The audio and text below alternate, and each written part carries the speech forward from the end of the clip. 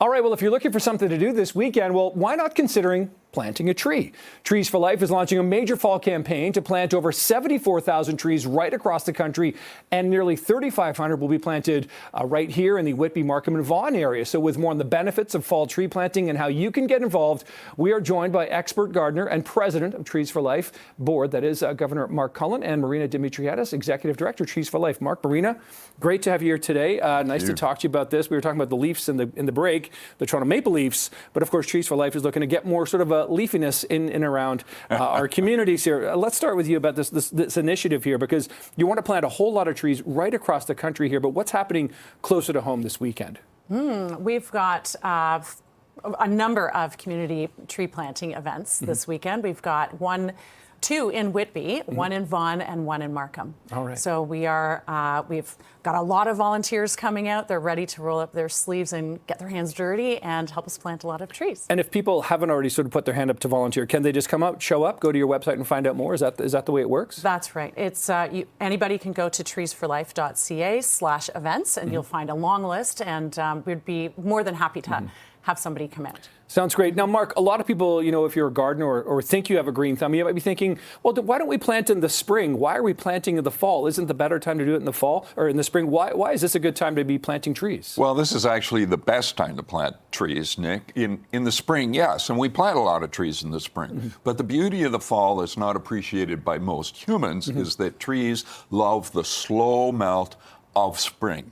So you put the trees in the ground, they go dormant, they're quite happy to be out in the winter weather, that's just fine, they need that. But come spring, when that snow melts, they love having that moisture for 2 to 3 months. And they'll put down some new roots before the heat and the dryness of summer. So fall is actually better than spring. Interesting. Yeah, it seems counterintuitive because, again, they go dormant right away, so you don't get to see the leaves, you don't see the growth. But I'll take your word for it, Mark. You are the expert. I think we can all agree on that. Are there particular trees that you may plant this time of year that perhaps you may not plant in the spring? Well, let me say this about Trees for Life. All native trees. We plant native trees, and we plant trees where Canadians live, work, and play, in urban spaces. We're not reforesters. Lots of people doing that, doing a great job. We concentrate on planting native trees in urban spaces across the country because, quite frankly, Nick, the urban canopy is in decline in virtually every urban center across the country. So this is an urgent job, needs to be done now. It needs to be done now for future generations. We're not doing this for ourselves, although maybe Marina, because she's young enough, she can say that. I'm doing it for my grandchildren. Right. And I'm doing it, hopefully, for some great-grand. Who knows? But the point, of course, is that the economic, the environmental, the health benefits of trees accrue over a period of time, over a period of decades. So we need to get to this. Yeah, there's such a legacy piece to this, isn't there, Marina? Oh, absolutely. I mean, there's no better time to plant a tree than right now. It's the most scalable, affordable, nature-based solution to address climate change. So it's great to plant trees at any time.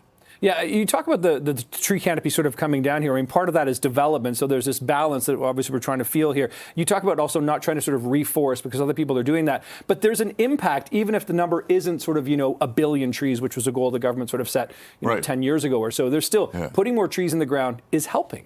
Well, putting more trees in the ground is helping, and it's necessary, and we need to start viewing the trees we plant in our urban spaces as an important part of our infrastructure, like sewers, like schools, like police and fire. All those things, as important as they are, trees should be categorized in that same category. They're that important. Strip away the trees in the city, you don't have a city you want to live in. Anybody. Yeah, the concrete jungle, right? And we've seen the flooding issues in and around cities. They really help on that. That's really fascinating and interesting way of sort of reframing it.